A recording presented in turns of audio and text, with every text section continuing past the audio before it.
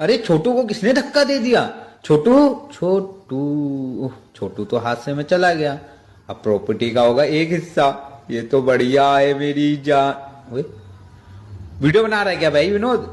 बेटे वीडियो नहीं, video delete.